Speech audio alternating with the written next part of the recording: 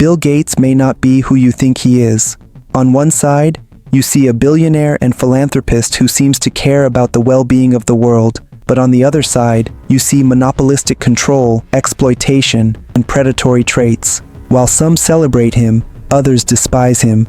But whichever side you choose to be on will depend after watching this video. This is the dirty side of Bill Gates.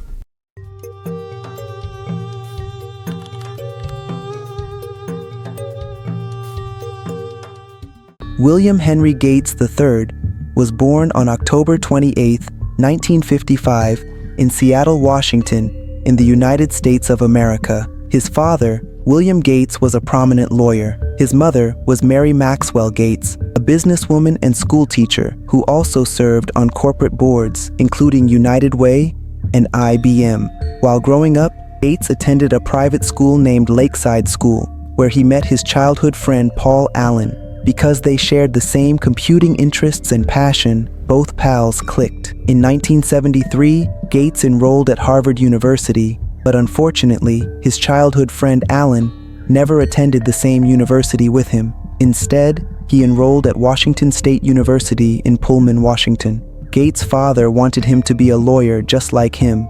However, Gates thought otherwise. His passion for computer programming made school a bored zone for him. While his classmates were buried in textbooks and lectures, Bill spent endless hours in the Harvard computer lab. To him, solving equations in class felt slow and predictable, but programming was alive. It was like playing chess with the future. On the other hand, his childhood friend Alan had already dropped out of school in 1973 after just 2 years of study and took a programming job at Honeywell in Boston. So, in 1974, Bill Gates reconnected with his friend Alan.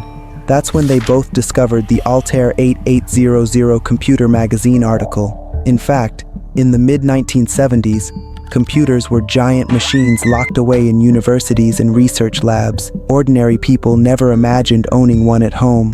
Then, in January 1975, Popular Electronics magazine hit the stands with a cover that changed history. The Altair 8800, a small, affordable microcomputer kit. At that time, the Altair 8800 was one of the first personal microcomputers. Paul Allen spotted the magazine. He rushed to show it to his old friend Bill Gates, who was still a student at Harvard.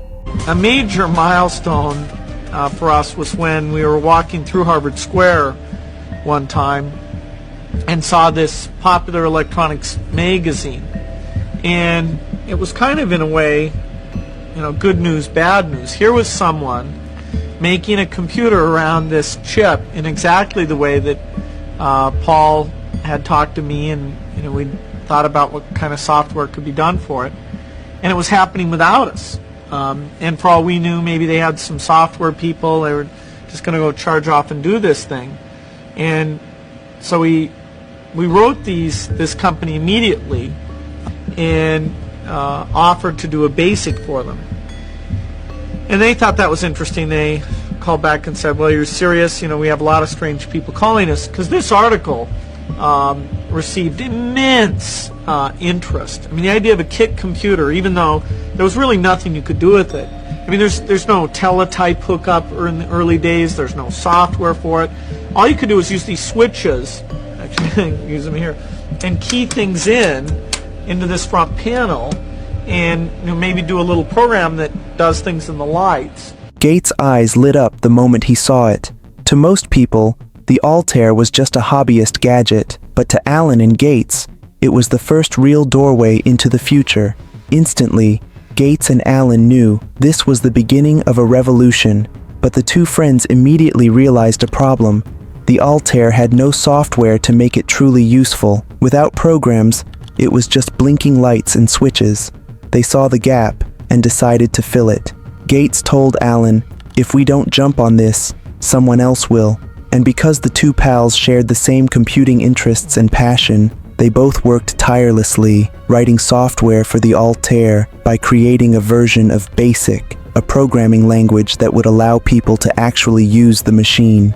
Gates skipped more classes, missed assignments, and spent nights coding instead of studying.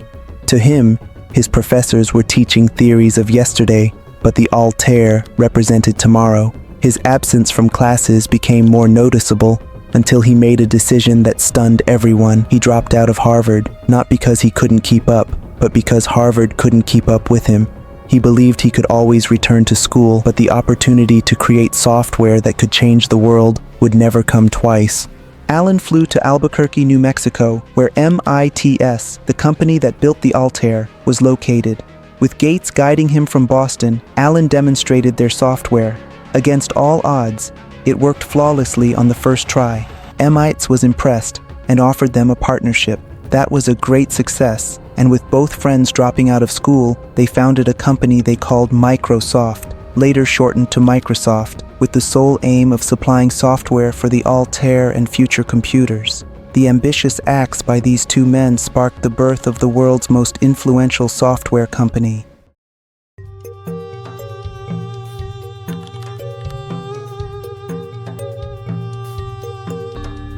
At the time Microsoft was founded, the company was growing fast, but here's the twist. Microsoft didn't even have its own operating system ready. Instead, they acquired a system called QDOS, Quick and Dirty Operating System, from a small company for just $75,000. They rebranded it as MS-DOS, licensed it to IBM, and kept the rights to sell it to other PC makers. That single decision changed history. By the late 1980s, Microsoft wasn't just a company, it was an empire. Its operating system, MS-DOS, became the standard. And when Microsoft introduced Windows in 1985, it built on that dominance. But critics began to notice a pattern. Microsoft didn't just want to compete, it wanted to control. And this was exactly Gates's plan, to build utmost dominance in the industry. Microsoft packaged Word, Excel, and other applications into a single, cohesive Office suite, providing a comprehensive and integrated solution for businesses. Then Microsoft used aggressive marketing and favorable bundling deals with computer manufacturers to promote its Office suite, giving it a significant competitive advantage. Meanwhile, rival software companies like WordPerfect and Lotus 1-2-3 were slow to release versions of their software for the new Windows GUI, and when they did, their products were often late, buggy, or clunky, alienating users. This had them sidelined and crushed by Microsoft's bundled Office suite packages. This wasn't just competition. Many argued it was a monopoly at its finest. Paul Allen, Microsoft's co-founder and Gates's childhood friend, eventually left the company in the early 1980s after battling Hodgkin's disease. But later, in his memoir, Allen revealed his disillusionment. He claimed that Bill Gates and Steve Ballmer once tried to dilute his ownership stake while he was ill. Allen described Gates as brilliant but ruthless, focused entirely on winning at any cost.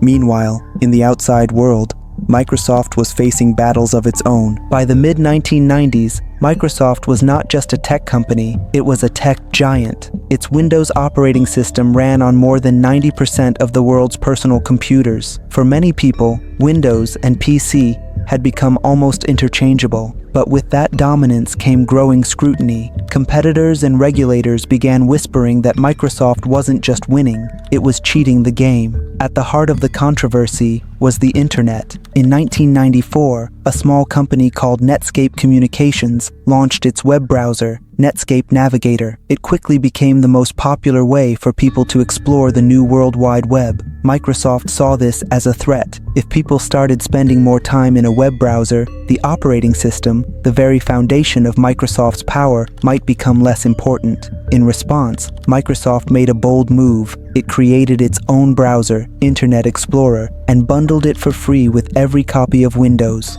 To consumers, this looked like a great deal. To competitors, it was devastating. How could Netscape charge for its browser when Microsoft was giving one away on every PC? This move set the stage for what would become one of the most famous corporate trials in history. In 1998, the U.S. Department of Justice, along with 20 state attorneys general, filed an antitrust lawsuit against Microsoft. The accusation was simple but powerful. Microsoft had illegally maintained its monopoly in PC operating systems and was using its dominance to crush rivals. The case captured global attention. Suddenly, a software company from Redmond, Washington, was at the center of a courtroom drama that would determine the future of the tech industry. The trial reached its peak when Bill Gates, Microsoft's co-founder and CEO, was called to testify. Observers expected one of the world's richest men, a genius who had built Microsoft from scratch, to defend his company with charisma and clarity. Instead, what they saw shocked them.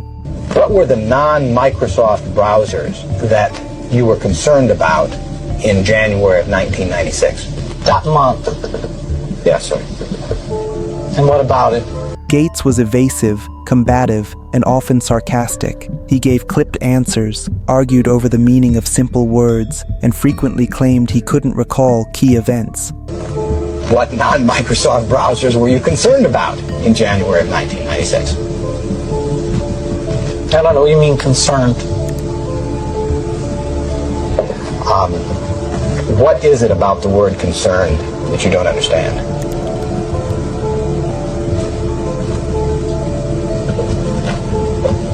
I'm not sure what you mean by it. Clips of his testimony were released to the public, and the media pounced. For many, this wasn't the image of a brilliant innovator. It was the face of a man who believed his company was untouchable. After months of testimony and thousands of pages of evidence, Judge Thomas Penfield Jackson delivered his findings in November 1999. The court concluded that Microsoft had indeed engaged in anti-competitive practices. It had bullied PC manufacturers, stifled innovation, and attempted to strangle Netscape in its crib. The judge's proposed remedy was explosive. He gave his final verdict that Microsoft should be broken up into two separate companies. One would handle the Windows operating system, while the other would handle software applications like Microsoft Office. The ruling sent shockwaves through the business world. Could America's most powerful tech company really be dismantled? Microsoft immediately appealed. In 2001, a federal appeals court overturned the breakup order, saying the judge had overstepped, but the court still agreed that Microsoft had abused its monopoly power. Instead of a breakup, Microsoft reached a settlement with the US government. The company agreed to stop making exclusive deals with PC manufacturers and to share more technical information with outside developers, so rivals could compete on a level playing field. It wasn't the death sentence some had predicted, but Microsoft's reputation had taken a serious hit. For years, Microsoft had been seen as a symbol of American innovation, the scrappy startup that outsmarted IBM and brought computing to the masses. Now, it carried another label, monopolist. This shift in perception changed everything. While Microsoft remained hugely profitable, it lost the untouchable aura it once had. Rivals like Apple and Google began to grow in influence, shaping the tech landscape in ways Microsoft could no longer fully control. On the other hand, Paul Allen, who had left the company earlier due to health reasons, went on to become a respected investor and philanthropist. He bought sports teams, funded scientific research, and gave billions to charity. Bill Gates, meanwhile, began to shift his focus away from Microsoft. Along with his then-wife, Melinda, he created the Bill and Melinda Gates Foundation, which would become one of the largest philanthropic organizations in the world. Instead of battling the Justice Department, Gates now set his sights on global issues like poverty, disease, and education. Does he have a clear motive behind this approach, or is he trying to also monopolize the philanthropic organization industry?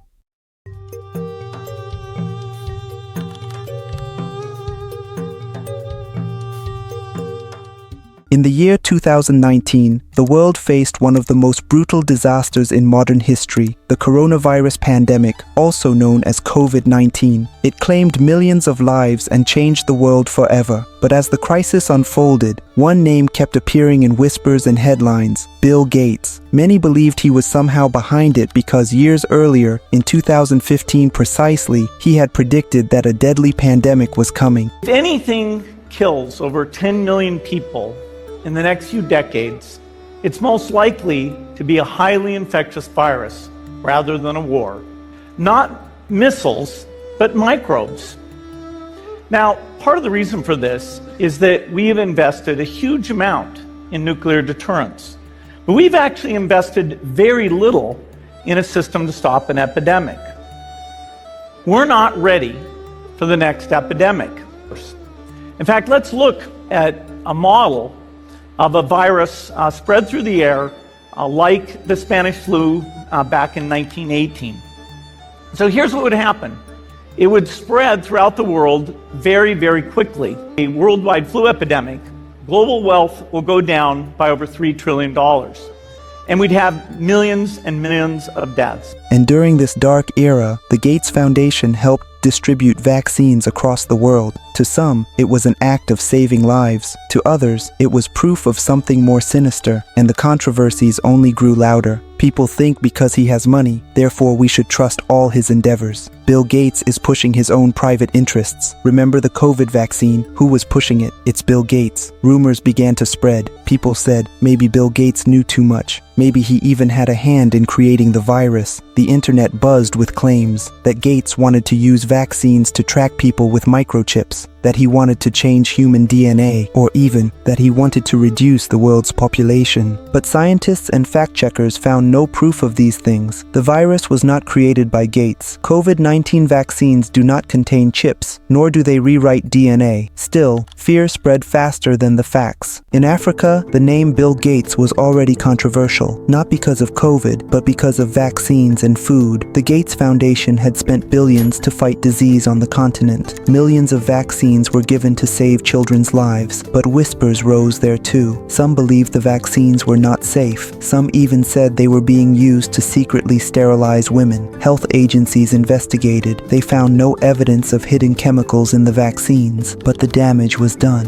In some places, parents refused to vaccinate their children. Fear had taken root. Then came another battle, this time not about vaccines, but about food itself. The Gates Foundation turned its eyes to agriculture, pouring billions into projects across Africa. The goal was bold, to end hunger by increasing crop yields. To do this, they supported new farming methods, fertilizers, and genetically modified seeds, commonly called GMOs. Supporters saw hope. They said GMOs could fight hunger, grow faster, resist drought, and survive pests that destroyed traditional crops. In regions often hit by famine, these promises sounded like salvation. But critics, especially African farmer groups, raised alarms. They argued that these seeds came with hidden costs. Many GMO crops are patented, meaning farmers must buy them every season instead of saving seeds from the last harvest. To these critics, it was a trap, one that tied poor farmers to powerful corporations forever. Which I want to stress,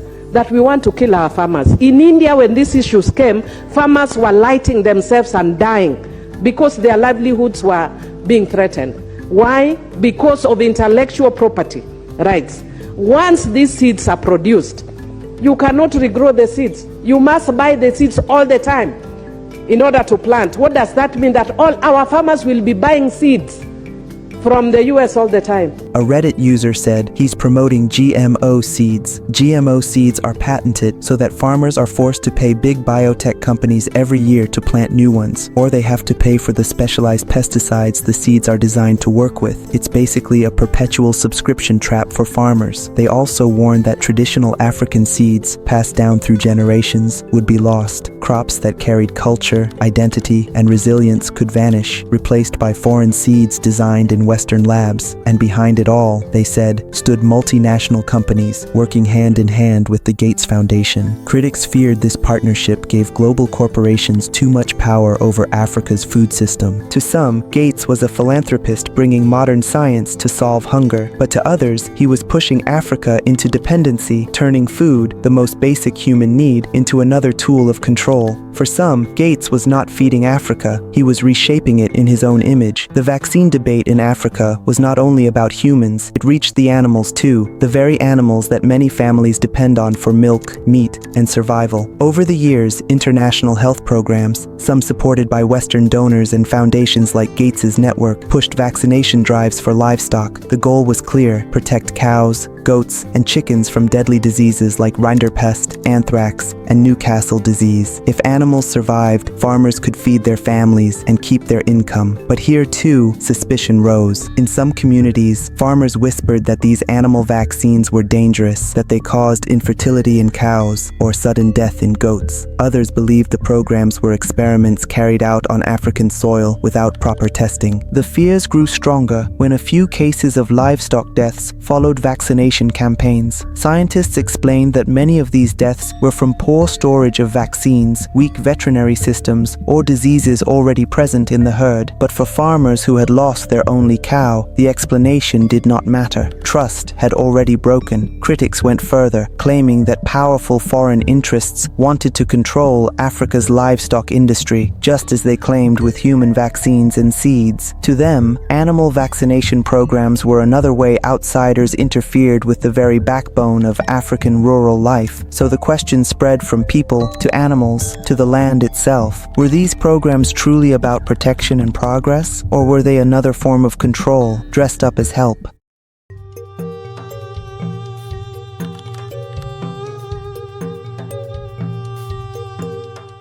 Bill Gates is a great philanthropist, no doubt. I mean, out of all the billionaires we have in the world, he has stood out as one of the best philanthropists by making huge donations and funding research projects that have aided in the production of immune-boosting vaccines for both humans and animals, and also manufacturing genetically modified food, which he said was his ambition to create food security and fight world hunger. But most people don't subscribe to his idea, especially in Africa. When it comes to agriculture and food supply, Africa is known as a continent that embraces natural instead of artificial or anything genetically modified. Africans strongly believe that eating food and fruits in their 100% natural state gives the body the optimum nutrients that it needs, which is why they never subscribe to the genetically modified food being recommended to them as a means of fighting world hunger. Madam Speaker, I'm glad this House has people who are very well educated. My master's I did on intellectual property rights on plant genetic resources. And I can tell you one of the main things I dealt with was GMOs. And I can tell you that even in the United States, where Bill Gates is coming from, this is a very contentious issue. And if it is so good, then he needs to go and sell the GMOs in his own country. We cannot be used as guinea pigs for things that we don't know yet, and the impact as this country. We are already dealing with a high impact of cases of cancer. We don't know if these GMOs are going to cause cancer, or if actually they are the ones contributing to cancer, because somehow people still find a way of bringing them in.